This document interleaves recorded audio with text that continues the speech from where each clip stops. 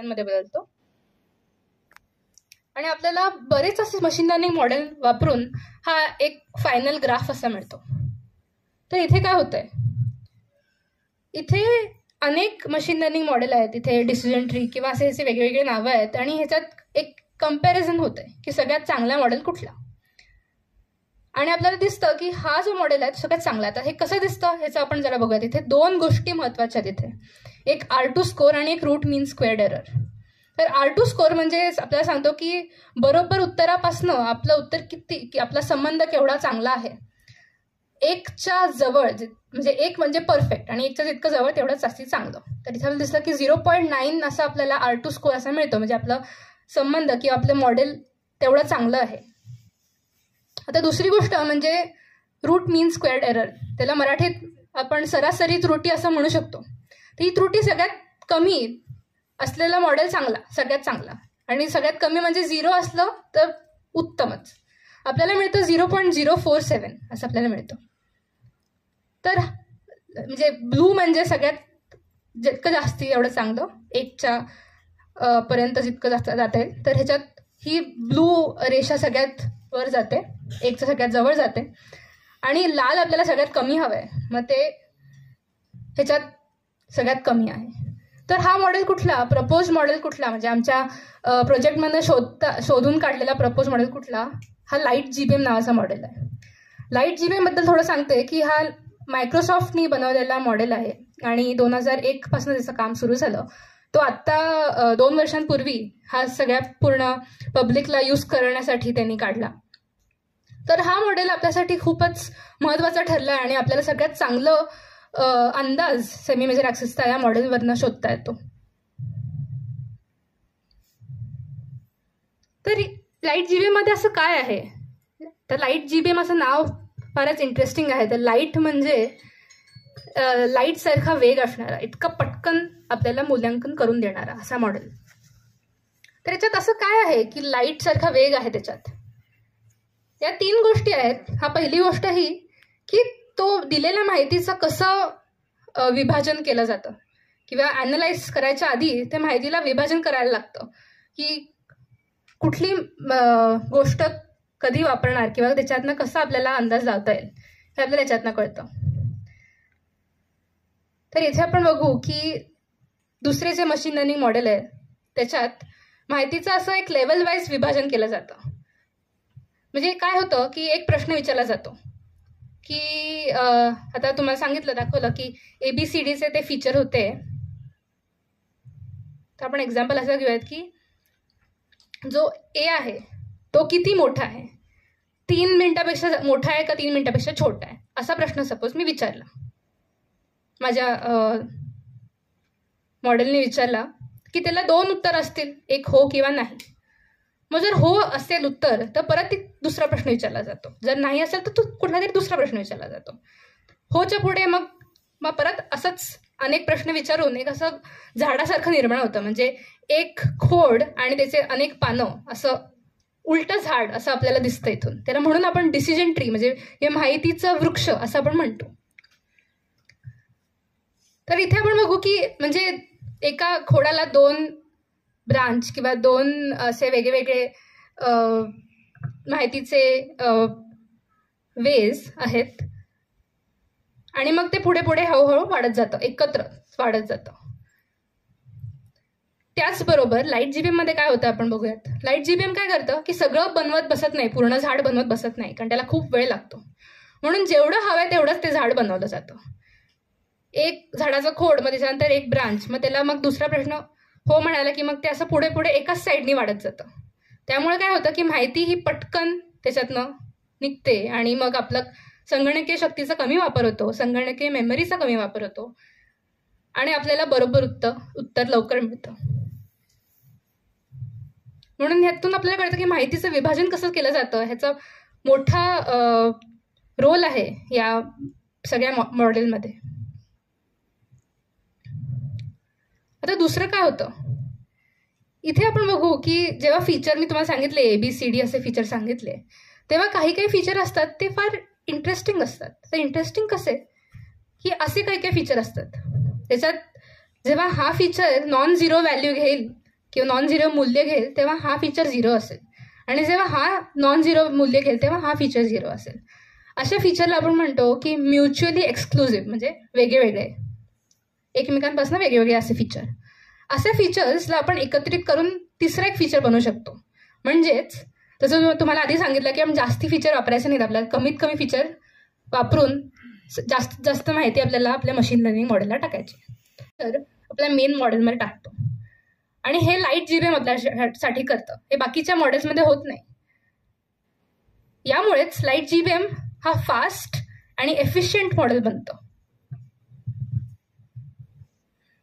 आणि तिसरी गोष्ट म्हणजे आता तुम्हाला सांगितलं की झाड जेव्हा बनतं तेव्हा त्याचे वेगवेगळे पानं पण असतात, आणि ती पानं एका ब्रांचमधनं जातात की ते उत्तर येस नो किंवा त्याच्या माहितीनुसार ते जातात.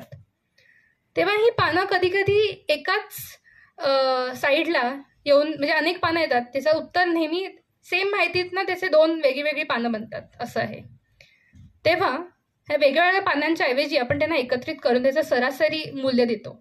जे 1.2 आणि 1.5ला आपण एकत्रित करून 1.35 असं त्या एकच पान तिथे आपण रिप्लेस करतो. आणि हे आपल्यासाठी का महत्वाचं, तर समजा एक झाड आहे तुमच्याकडे, त्याला 2 पानं आहेत. या 2 पानांपर्यंत पाणी पोचण्यासाठी जेवढी ताकद लागेल किंवा जेवढं पाणी लागेल ते नेहमीच एक झाडाचं पान असल्याच्या कंपॅरिझनमध्ये जास्तीच असेल, बरोबर. म्हणजे एक झाडाचं पान असलं आणि 2 झाडाचे पान असले तर 2 झाडाच्या पानांना नेहमीच जास्ती एनर्जी लागणार, ताकद लागणार आणि पाणी लागणार. तसंच आपल्यासाठी पण जेवढे जास्ती पानं तेवढ्या जास्ती संगणकीय शक्तीचा वापर केला जातो, आणि ती कमी करण्यासाठी आणि ते पटकन आपलं काम करण्यासाठी हे असं ॲव्हरेज सरासरी मूल्य दिलं जातं. अशा गोष्टी वापरून आपल्याला एक सेमी मेजर ॲक्सेसचा अंदाज लावता येतो, आणि आपण आपल्या निष्कर्षाकडे पोचतो. एक म्हणजे आपण काय केलं की आपला केपलरचा जो डेटा आपल्याला मिळाला त्याच्यात आपण जे फीचर्स मिळाले, पॅरामीटर्स मिळाले ABCD त्यातून आणि सेमी मेजर ॲक्सेसनं एक संबंध शोधून काढला. हा संबंध आपल्या मशीन लर्निंगला जेव्हा कळला तेव्हा नवीन डेटा वापरायला आपण सुरुवात केली. नवीन डेटा जे एक निरीक्षण, एकल किंवा एकेरी ट्रान्झिट निरीक्षणातनं जे आपल्याला फीचर्स मिळाले ते आपण मशीन लर्निंगला दिले, आणि आपण त्याला सांगितलं की बरं तुला आता संबंध कळला आहे तर आपण ह्या फीचर्समधनं नवीन असे ग्रहताऱ्यांच्या जोड्या त्याचं फक्त आपण एकदाच निरीक्षण केलंय त्याचे सेमी मेजर ॲक्सेसचा एक अंदाज आपल्याला बांधता येतो आता ह्याच्या पुढे. हे आपण 2 गोष्टी साध्य केल्या ज्या आपल्या आधी प्रोजेक्ट सुरुवात व्हायच्या आधीचे प्रॉब्लेम स्टेटमेंट किंवा समस्या विधान होते त्याच्यात आपण मांडले होते. आणि आता पुढे काय, पुढे म्हणजे पहिली गोष्ट म्हणजे की हे झालं सेमी मेजर ॲक्सेससाठीचं, पण असं सेम आपण बाकीच्या खगोलीय गोष्टींसाठी वापरू शकतो का, जसं की कक्षेतली कालावधी ही आपण मशीन लर्निंगद्वारे त्याचा अंदाज लावू शकतो का अनेक वर्ष थांबण्याच्या ऐवजी. आम्ही ह्याचा पण शोध घेतला, आणि आम्हाला कळलं की आम्हाला जरी थोडा अंदाज लावता येतो तरी तो अंदाज एवढा चांगला नाही मिळत आहे, कारण त्याच्यात खूप त्रुट्या आम्हाला सापडल्या, म्हणून तो इथे आता प्रेझेंट नाही केला, पण ह्याच्यावरती अजून संशोधन करता येईल. दुसरी गोष्ट म्हणजे आमचं मॉडेल हे पूर्ण डेटासेटवरती म्हणजे वापरून आम्ही बनवलं, परंतु या डेटासेटमध्ये काही विभाजनं आहेत किंवा काही ग्रहताऱ्यांच्या जोड्या वेगळ्या टाईपच्या असतात. तर कुठल्या ग्रहताऱ्याच्या जोडी ज्याच्यावरती हा मॉडेल चांगला चालतो आणि कुठल्यावरती नाही ह्याचं पण आपण पुढे संशोधन करू शकतो, आणि यावरून आपल्याला कळेल की काय फरक आहे ग्रहताऱ्याच्या जोडीवरती. म्हणजे आता तुम्हाला टाईप सांगायला गेले तर काही तारे असतात त्यांच्या भोवती 2 ग्रह फिरतात, किंवा काही तारे असतात ज्याच्या भोवती एकच ग्रह फिरतो. मग अशा कुठल्या जोडींवरती आपलं मॉडेल चांगलं चालतंय आणि कुठल्या जोडीवरती चालत नाही ह्याचा आपण शोध घेऊ शकतो पुढे.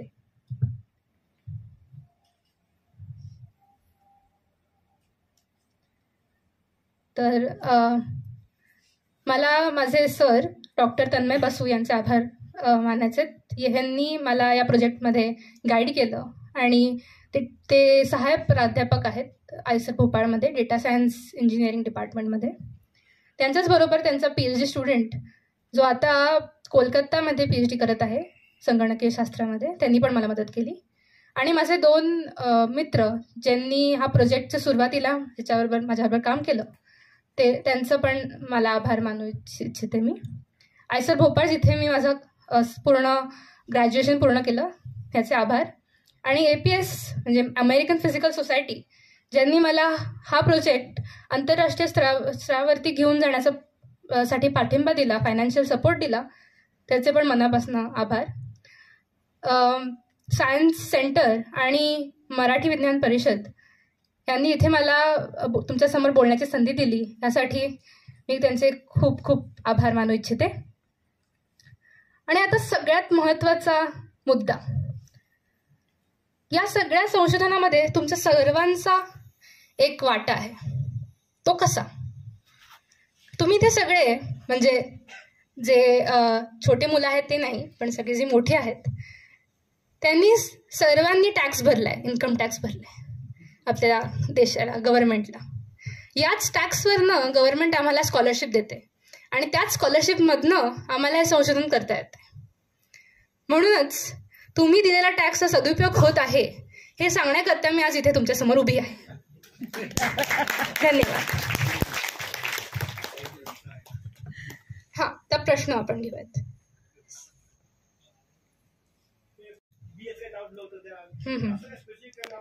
हो, तर केप्लर 452b असं नाव दिलं आहे कारण केप्लरने ते शोधून काढलं म्हणून त्याचं सगळ्यात पहिलं, केप्लर म्हणजे केप्लर टेलिस्कोपने शोधून काढलं म्हणून त्याचं सगळ्यात पहिलं नाव. पुढे हां, हे 452 आपल्याला सांगतं की कुठली स्पेसिफिक सोलर सिस्टीम आहे, म्हणजे त्यांनी प्रत्येक ताऱ्याला एक नेमिंग दिलं आहे. जे केप्लरने बघितलेले सगळे तारे त्याला एक नेमिंग, नंबरिंग दिलं असतं, म्हणून ते 452. आणि बी म्हणजे काय, तर त्या सौरमंडलात म्हणजे केप्लर 452 ताऱ्याच्या भोवती ABC असे वेगवेगळे ग्रह आहेत, किंवा तर त्याच्यातला सेकंड ग्रह, म्हणजे आपण ह्याच्यातनं आपल्याला एवढी माहिती मिळते की हा जो बी आहे त्याच्याबरोबर एक कुठला तरी A पण असायला पाहिजे, हे आपल्याला माहिती, म्हणून 2 ग्रह तरी आहेत. तर पुढे ह्याच्या पुढे CED असे वेगळे वेगळे ग्रह असतात, जसं आपल्या सूर्याभोवती एवढे सगळे ग्रह आहेत, तसंच हा बी म्हणून त्याचं नाव. याच्यात आपल्याला असं म्हणता येईल की ग्रहाचा आकार मोठा असेल तर अंधार जास्त होणार, उजेड कमी आहे. बरोबर. पण ग्रह जर लांब असेल आणि लहान असेल तरी उजेड कमी आहे. हो. मग असा फरक कसा करतो?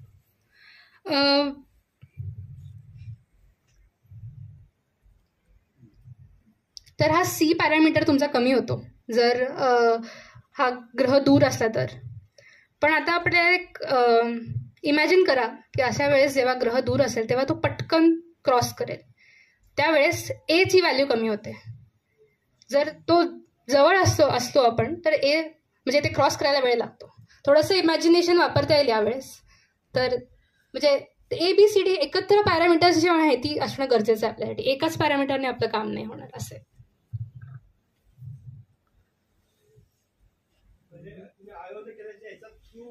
आपण नवीन ग्रह शोधतोय आणि त्याच्यामध्ये तुम्ही म्हणा की 5000 तारे सापडले, मग त्या 5000 ताऱ्यांमध्ये असे ग्रह असतीलच. म्हणजे हा, त्याचा आपण शोध घेतोय आता. म्हणजे हे जे म्हणजे मी मुळात केप्लरचा का फोटो टाकला, कारण हा एक इंटरेस्टिंग तारा आहे खगोलशास्त्रांसाठी, कारण तिथे ते म्हणतात की शक्यता आहे, अजून आपण शुअर नाही आहोत पण त्याच्यावरती संशोधन चालू आहे. तर असे तारे असतीलच, म्हणजे असं गॅरंटीड नाही आहे, पण असण्याची शक्यता भरपूर आहे असं आपल्याला म्हणता येईल. जोपर्यंत आपण शुअर नाही तोपर्यंत आपण काही असे क्लेम नाही करत की असतीलच असं.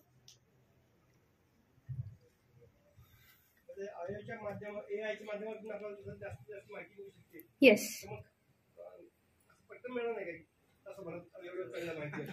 नाही, मुळात तेच माझा हेतू हाच आहे की वर्षानुवर्ष ट्रान्झिटसाठी आपण थांबतो, त्याच्याऐवजी एकच आपण ट्रान्झिटचं ऑब्झर्वेशन केलं, निरीक्षण केलं की आपल्याला तासाभरातच, तास किंवा 2-3 तास जास्तीत जास्त, ही माहिती वापरून आणि हा संबंध जो जुन्या आपण निरीक्षण केला आहे त्याचा संबंध वापरून आपल्याला 1-2 तासात सेमिनरी ॲक्सेसचा अंदाज लावता येईल नवीन ग्रहांसाठी.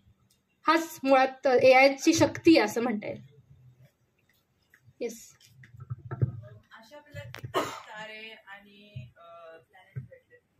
आतापर्यंत सॉरी केप्लर सारखे आपल्याला किती तारे आणि त्याचे प्लॅनेट्स भेटतात जे की धरतीच्या सारखेच आहेत? सुमारे 15 ते 20 असे तारे आपल्याला आहेत, पण आपण त्याच्यावरती अजून संशोधन करतोय. म्हणून असं डिरेक्टली कोणी आता असं पर्यंत सांगितलं नाही की हा पूर्ण पृथ्वीसारखा आहेच, कारण त्याच्यात बाकीच्या गोष्टी पण होतात. म्हणजे पूर्ण पृथ्वीसारखा तारा ग्रह बघायला गेलं तर त्याच्यावरचं जे ॲटमॉस्फिअर आहे ते कसं आहे ह्याच्यावरती पण संशोधन करायला लागतं. म्हणून अराउंड 15 ते 20 असे आहेत इंटरेस्टिंग तारे, त्याच्यातले केप्लरचा हा एक तारा असे आहेत. आणि आपण जे ग्रह शोधून काढलेत, म्हणजे पूर्ण एक्झोप्लॅनेट जे आपल्या सौरमंडळाच्या बाहेर असलेले ग्रह असे शोधून काढलेत, ते आहेत 5000च्या एवढे, 5000च्या थोडेसे जास्ती असं आहे. आणि अजून एक प्रश्न आहे की आपण त्या एआय वरती भरोसा कसा करू शकतो, कारण की एआय मध्ये इन्फॉर्मेशन पण माणसानेच टाकते. येस, मग तेच आपण जी इन्फॉर्मेशन टाकतोय ती बरोबर आहे की नाही हे त्या सायंटिस्टवरती आहे. कारण जसं मी तुम्हाला सांगितलं की आपण डायरेक्ट घेऊन इन्फॉर्मेशन टाकू नाही शकत, आपल्याला पूर्वतयारी करायला लागते. तर ही पूर्वतयारी म्हणूनच महत्त्वाची आहे, आणि ती सायंटिस्ट आणि त्या रिसर्च करणाऱ्या लोकांचा तेथे महत्त्वपूर्ण वाटा आहे. किंवा असं म्हणतात का की त्यांनी म्हणजे प्रश्न होता वाटतंय की त्या एआयने जे आउटपुट दिलं आपल्याला, पण त्याला 20% आउटपुट हे ऑलरेडी त्यांच्याकडे माहिती होती ती टाकलं याच्यात, if I am not wrong. आणि मग त्या 20%च्या आधारे ते 80% शोधतात. पण 20% हे करेक्ट आहेत, आपला इतिहास आहे तसा असे म्हणजे, म्हणून आपल्याला 80% पण करेक्ट येण्याची शक्यता वाढेल. हो, ते खरं उलटं होतं. येस, तुम्ही जसं म्हणाल तसंच, पण उलटं होतं. आपण 80% ट्रेनिंगला देतो, त्याला शिकायला देतो, आणि 20% आपण त्याला चेक करतो किती करतो. येस, त्याच्यामध्ये त्यांचा प्रश्न होता की चुकण्याची शक्यता आहे का, ती माझ्या मते खूपच कमी असेल. कारण आपल्याला ऑलरेडी माहिती असलेली माहिती आपण त्याला दिलेली आहे, आणि त्याचा आधार घेऊन तो बाकी माहिती शोधत असेल, म्हणजे चान्सेस कमी असेल. आपण आपल्या सगळ्या विद्यार्थ्यांना चेक करतो की ह्याला कोणाला सगळ्यात चांगलं कळतंय, आणि त्या विद्यार्थ्याला सांगतो की बरं पुढचा अंदाज तूच लाव आता असं. त्याच्यामध्ये विद्यार्थ्यांचे जे उत्तर येतात ते ॲक्युरेटच असतात, कारण त्यांना ॲक्युरेट शिकवलं आहे. Yes yes. Proven records upload केली जातात, प्रूव्हन रेकॉर्ड्स देऊन मग त्याच्यावरती पुढे काम होतं. ऍक्च्युअल प्रूफ आहे. खगोलशास्त्र आणि एआय यांचा वापर करून काम करणाऱ्या किती संस्था आहेत आणि ते किती देश आहेत? मुळात खगोलशास्त्र आजच्या जमान्यात किंवा 2000 सालीपासनं हे खूप डेटा सायन्स किंवा एआय वरती अवलंबून व्हायला सुरुवात केली आहे. आणि असं म्हणायला प्रॉब्लेम नाही काही की सगळेच जे आता खगोलशास्त्र करतायत ते बऱ्याचपैकी म्हणजे 90% लोक ह्याच्यावरती मशीन लर्निंग वापरून किंवा डेटा सायन्स वापरून आपलं काम पुढे करतायत. आणि ह्यात सगळ्यात महत्त्वाची गोष्ट काय आहे की खगोलशास्त्र एआय वरती का डिपेंडेंट आहे यावेळेस, कारण खगोलशास्त्रात अनेक आकडे आपल्याकडे येतात माहितीच्या रूपात. जसे आपण बाकीचं फिजिक्स करायला गेलो किंवा तेव्हा आपण लॅबमध्ये काम करतो किंवा असं होतं, पण खगोलशास्त्रामध्ये एक प्रॉब्लेम आहे की आपण तिथपर्यंत जाऊन आपण संशोधन करू नाही शकत. आपल्याला जे काही आपल्याकडे माहिती आहे ती ताऱ्यावरनं किंवा ग्रहावरनं येणाऱ्या थोडाफार प्रकाश किंवा आपण इमेजिंग केलं त्याच्यातनं आपल्याला आपल्या दुर्बिणीतनं कळतं, आणि हे सगळं आकड्यांच्या रूपात असतं. म्हणूनच मला असं म्हणता येईल की सगळेच आतापर्यंत एजन्सीज आहेत किंवा नासा, ESA, बाकी सगळे आहेत, इस्रो पण, हे सगळे डेटा सायन्स वापरूनच करतात, एआय वापरूनच करतात. फक्त त्याचे यूज वेगळ्या वेगळ्या जागांवरती, म्हणजे खगोलशास्त्रातले वेगळे प्रश्न सोडवण्यासाठी वापरला जातो.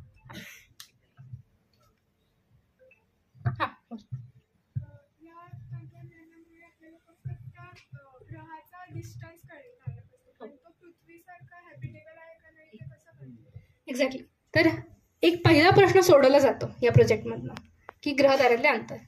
पुढे आपल्याला त्याचं ॲटमॉस्फिअरचा संशोधन करायला लागतं. ते ॲटमॉस्फिअर कशाने बनलं आहे, त्याचे कुठले केमिकल्स आहेत हे खूप महत्त्वाचे आहेत. म्हणजे एकदा ठीक आहे हे टेम्परेचर आपल्यासाठी परफेक्ट आहे, एकदा आपल्याला कळलं की आपण बघतो की पुढे त्याच्या आतमध्ये अजून आपल्याला संशोधन करायला लागतं की काय केमिकल्स आहेत त्या ॲटमॉस्फिअरमध्ये, ऑक्सिजन किती टक्के आहे ह्याचा विचार करायला लागतो. वरून तो जो ग्रह आहे तो सॉलिड आहे की नाही का गॅसनी बनला आहे हे पण आपल्याला जाणून घ्यायला लागतं. तर यासाठीही ट्रान्झिटचा उपयोग केला जातो. त्याला स्पेक्ट्रोस्कोपी अशी टेक्निक वापरली जाते, त्याच्यातनं आपल्याला केमिकल किती आहेत, त्या लाईटवरनं जी आपल्याला लाईट पोचते त्याच्यात थोडी केमिकलच्या बद्दल पण इन्फॉर्मेशन असते. तर या सगळ्या गोष्टी पुढे ह्याचं संशोधन करायला लागतं जेव्हा आपल्याला कळतं. कारण जसं गॅसचा ग्रह म्हणजे जुपिटर वगैरे असते तर याचा फायदा नाही आपल्याला. त्याचं टेम्परेचर जरी असलं बरोबर तरी आपल्याला तिथे पाऊसच नाही ठेवता आलं तर काही फायदाच नाही ना. तर अशा सगळ्या गोष्टींचं पण पुढे संशोधन करायला लागतं.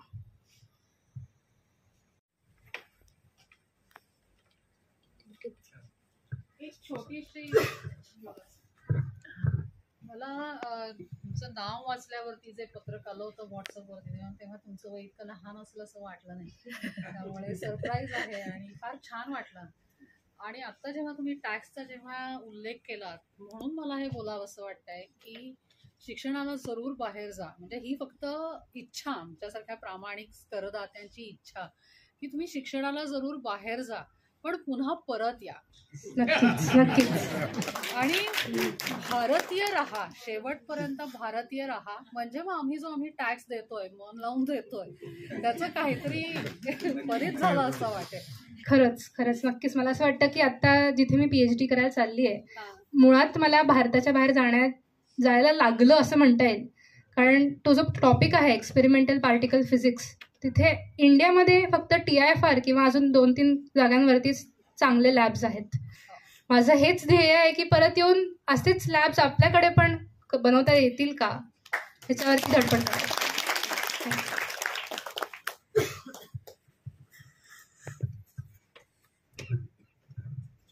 मॅडम खूप खूप धन्यवाद.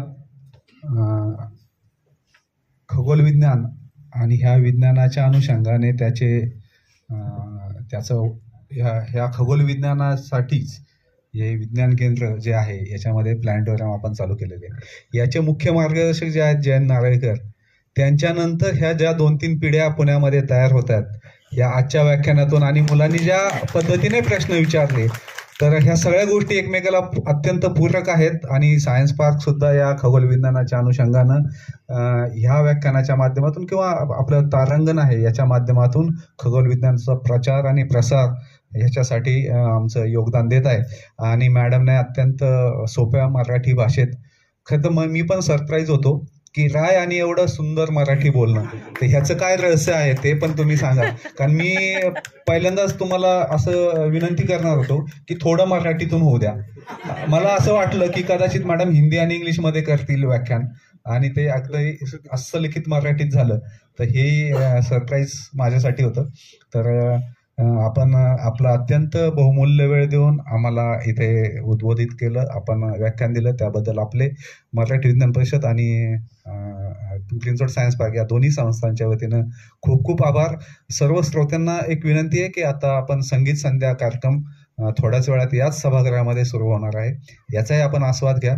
आणि सगळ्या उपस्थित श्रोत्यांचे, सगळ्या प्रेक्षकांचे मी दोन्ही संस्थाच्या वतीनं खूप खूप मनपूर्वक आभार व्यक्त करतो. बाहेर चहाची व्यवस्था केलेली त्याचाही सगळ्यांनी लाभ घ्यावा ही विनंती. धन्यवाद. थँक्यू. पुढच्या 1 तारखेला तुमचा पाठिंबा मिळावा अशी विनंती करतो. धन्यवाद. आणि तसंच सर म्हटल्याप्रमाणे आपल्याला इथं 1 तारखेला परत एकदा भेटायचं आहे. 5 वर्षानंतर जेव्हा हा परत येतील कॅनडामधनं PhD घेऊन आणि त्यांनी काय काय नवीन शोध लावलेत हे त्यांचं 5 वर्षानंतर इथं येतील भारतामध्ये. तसं मॅडम म्हटलं की इथंच तुम्ही तुमचं सगळ्या गोष्टी सांगा आणि करा इथं संशोधन. तर हे ॲटलिस्ट त्यांना 5 वर्षानंतर आपल्याला याच ठिकाणी आपण बोलून त्यांच्याकडे नवीन आपण व्याख्यानं घेऊन जाईल.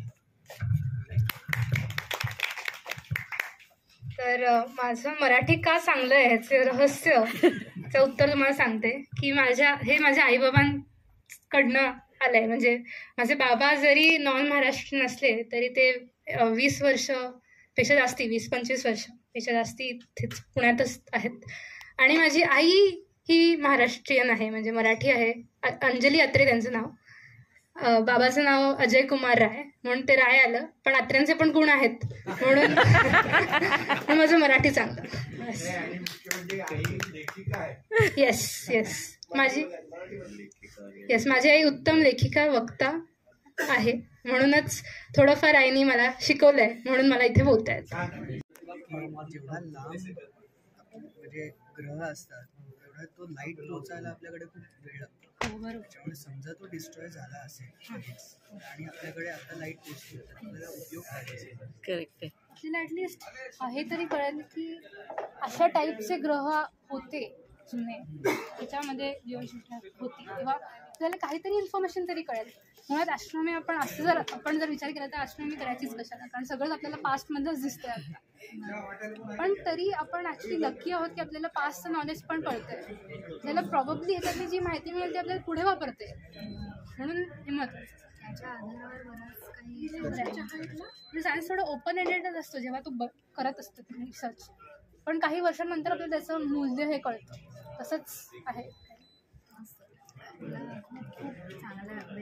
आता तो इथे ऑब्जेक्शन नाही आहे. न्यूटन्स के कालमध्ये गॅलिलिओ कालमध्ये ऑब्जेक्शन होता, फायटिंग चालू होतं. इथे ऍटलीस्ट तुम्ही फक्त ऑब्जेक्शन नाही घेतलं.